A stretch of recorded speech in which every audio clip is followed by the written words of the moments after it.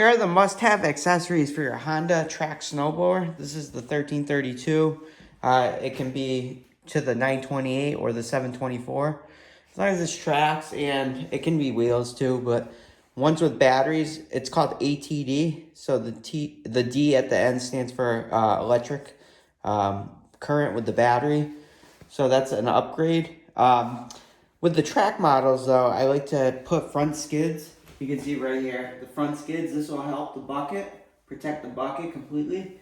When it's on the ground, it's not gonna hit the ground. And once these wear out, they only come with these kind of skids. Let me see if I can get this better angle.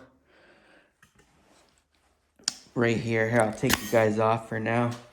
They only come with these rear skids right here. And that's it. Once those wear out, the front of the auger could be worn down completely, and then these could be going round afterwards. So you don't want that happening. And as a preventative, once these wear down, you got these front ones. So I like to put them in a floating position, the front ones, just because once those rear ones wear out, you got the front ones for protection. It's just a precautionary protection, and you don't want this auger bucket getting all worn out and stuff.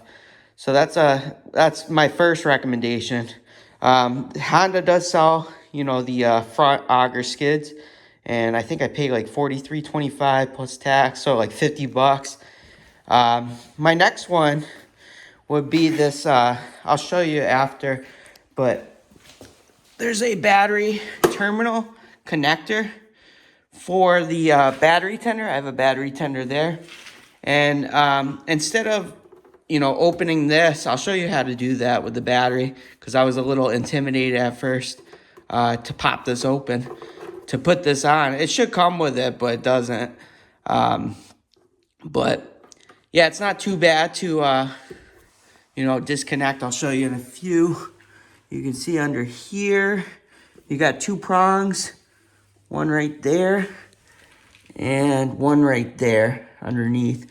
So if you keep like popping it, it's just plastic. It might crack. So I thought this was a perfect idea to put this battery terminal so I can just connect it easily. I'll show you guys how to do that right now. And we'll check out the voltage on this new one just to see what it is at. I'll try to put you like here. That's a good spot. Actually, we'll bring you over here first. I like the stand. So I like to take this off right here. Kind of bring it down and then bring it up. So that just pops up. And then over here, I'll show you over here. You got kind of a groove here and there. So I like to just, you're gonna pop those prongs out. So I just kind of lift it. You'll hear it pop. There we go. And that's it. And then this can just come off. It's a pain if you're doing it every time. That's why I like to connect, those two. So that's nice to do. I'll show you. So you got those. And then you can see I connected the terminal. Black to black, red to red. Very easy to do. You need a big fat screwdriver though, because this won't work. These little screwdrivers, it'll just keep turning. You're gonna strip it. So you need a nice fat screwdriver on this. This is from Milwaukee, but this works good to unscrew and tighten. But you can get right in there, and it's really nice. But you can see the holes for the prongs down there. See, there's one. And on the other side, there's two. Two prongs. And to connect, I'll show you how to connect, how easy it is. Oop, too much moving around. To connect, all you do is, say the cover was there right now. You just open this. This is already open. And voila. It's charging. You can see it's charging right here. The battery is charging to my wall. So that's pretty cool. So I just want to use a voltmeter just to see what a new battery would put out. Just to see, because I'm curious. But these are supposed to be weatherproof, so that's good. Let me see here. They should come with it. I'm kind of pissed they don't. But, oh well. It's Honda. They'll make you buy more shit. So, let's see here. I'm going to take this little protective cover off. See it there? Where's my voltmeter? So I got my voltmeter here, and I'm going to put it to battery. You'll see it, where is it? 9 volt, right? So I'm going to put red to red and black to black. I don't think it matters the way you do it. There's black. And there's red. Let me see if I can hold it for you guys. I'm just curious what it would be. This is basically a brand new battery too.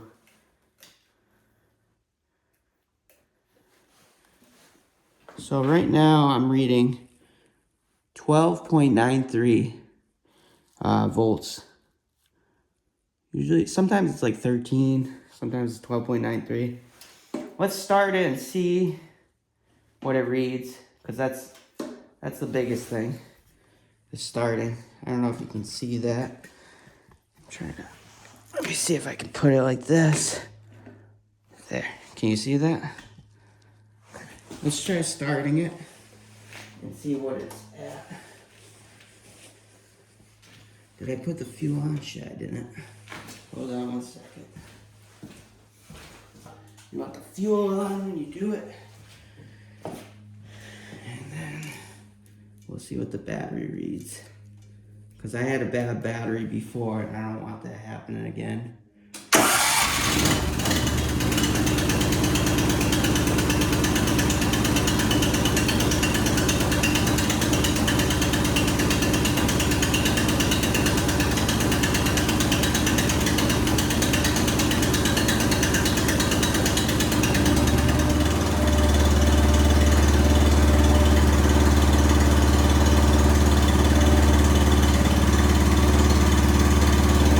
Stayed at about 12.9, 13, close to there.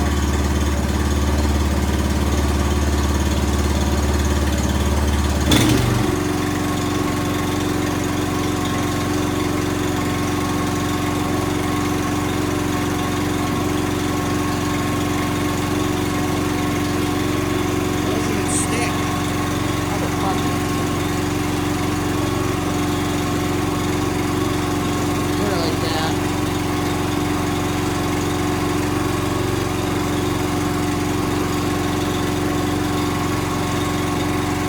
I have to hold it.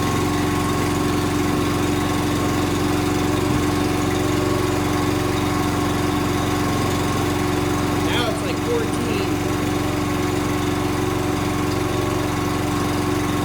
It's like 14.5 now. I don't know if you can see that. Can you see that?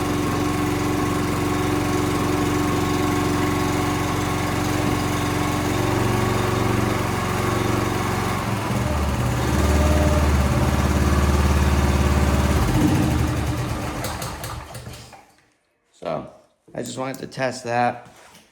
So it's like in the 13, 14.5 range. Pretty cool. So I like to, like I said, I like to have the front auger skids. That's a must have.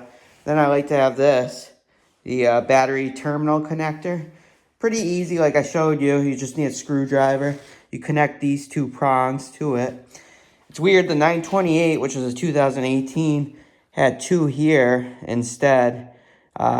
It's just different battery. I guess they changed the batteries. But when I changed it was very easy to do. You just take the strap off, put the new one on, and you're good to go. Pretty easy. But I think the battery tender was only like $50, so it was worth it. And those 2 things I think are like a must-have. Besides like doing StarTron and the gas and stuff like that. Must-have accessories for this unit. We'll try it again because that was kind of screwed up. I gotta figure out a way to, hold it while I do it. Wish I could. There's gotta be a way. I'll try doing it again after, but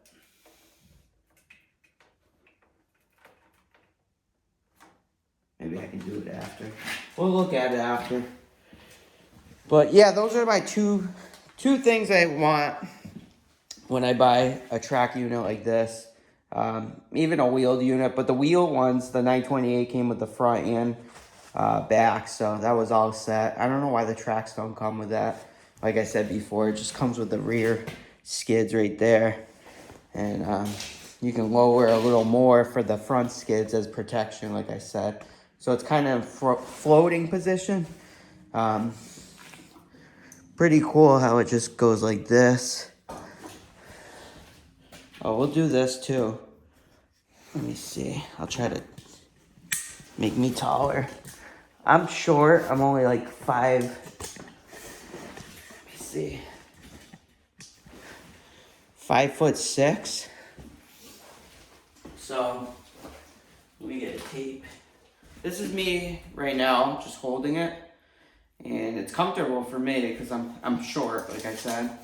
But the handlebars go up to about 38 inches right there. Down here is about 36 inches, so 3 feet. But when you guys are in the transport mode, you're gonna have trouble because that's like way down there if you ever have to do it. 26, and that's about right here with your thumb and everything, 29. So 26 and 29 right there. That's pretty short. That'll be kind of tough when you get old and stuff, to go down, I think. That's my opinion. But, oh, I also got a front cover for this beast. So that's a good thing to get too, as well. So, I just like to have a few things. Good to have, you never know.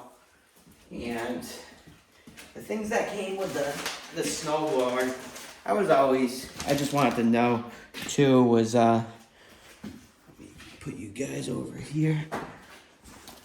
It comes with a little toolkit. I'll show you. So you get a little bag with the manual. You have a manual for it, owner's manual. So you have a little bag, and they give you extra shear pins and nuts. So you got shear pins and nuts for the snowblower. That's the front, which I talked about before. That's really nice to have. You got a carriage bowl here, which goes kind of in the auger system. I can show you after. And then you have a fuse for the battery. So in case that ever goes out, you got an extra fuse there.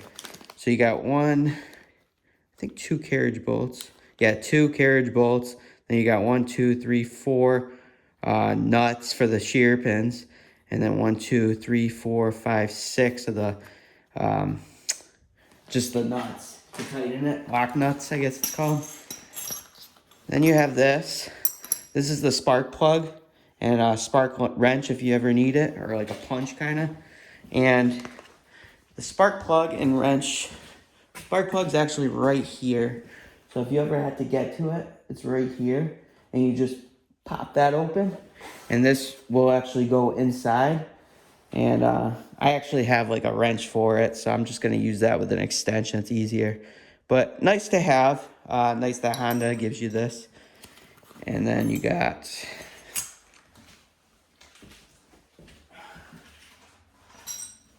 This is nice to have a number 10 and 12 wrench. So when you do an oil change, let me see if I can get down there. It's on this side. Thought it was on this side for some reason. So when you do an oil change, you want to hold this with this is the 17, number 17 wrench, just so this doesn't move. So you hold it there. Oh, that's perfect fit. And then you use the number 12 to unscrew that. And eventually you'll have like a funnel that'll spill in. So you'll have that, or spill out. So that's good to have. So that's perfect. It fits nicely in there. And the fuse is right here, if you wanted to know. Right here's the fuse. And like I said before, these are the shear pins and shear bolts. So the shear pins that come with it are right here, like I showed you before in my videos. They go this way to the auger system. There's 2 on each side, so they give you a few. You can see there's an S on the end. So use the right ones. And then you got this carriage bolt. I never had that. That's good to have. I think it's, yeah, it's right here. So I'm pretty sure if you ever had to replace it, let me see if I can get you guys lower. This carriage bolt is right here with the nut. So right back here where the impeller is. So that holds that. So that's good to have as a backup as well. I have other stuff too, so I'm gonna just keep everything together. It's just good to have. This thing's like a freaking tank, like I said. Let's try to start it again. I just want to know, because it kind of fell on me last time, what the, let me tighten this a little bit better, what the voltage is when I start it. I wonder if I can Velcro it somehow, or hold it somehow. So, I'm just curious what it would be. You want to do black and then red. So we got black and then red. It might be easier just to hold it while I do this.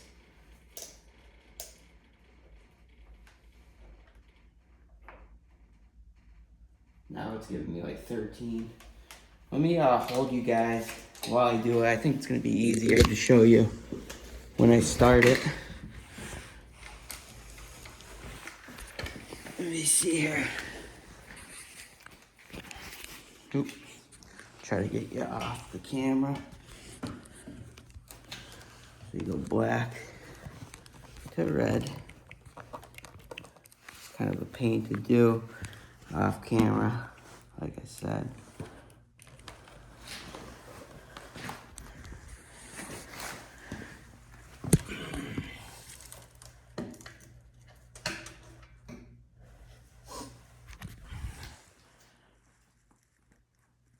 So right now it's reading about 12.85. Let's try to start it, hold on. Put in full throttle just to see. I just want to see the cool cranking amps, like our car kind of. Let me see, it's gonna be easier just to do it, I think, on the stand.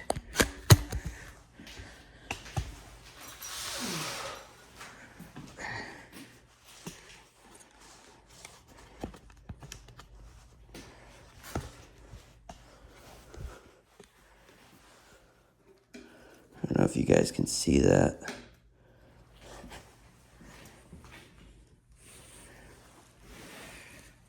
Pain in the balls. Do it. Trying to do it off camera. Let me see if I can get it through here maybe.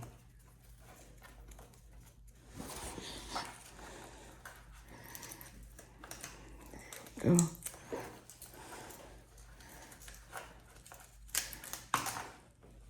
Nope. Alright. So we're gonna have to do it like this. Alright. You guys are gonna watch for me. I'm gonna kinda watch. It's gonna be hard because I only have 2 hands. I'll put it there. So we'll do red and then black. Right? And then we're gonna turn it on and see what it is. It did go down, like 9. Saw it go down, right?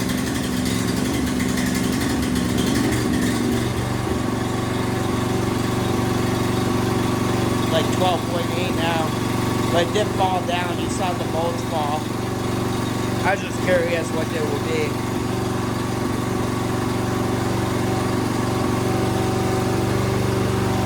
Alright.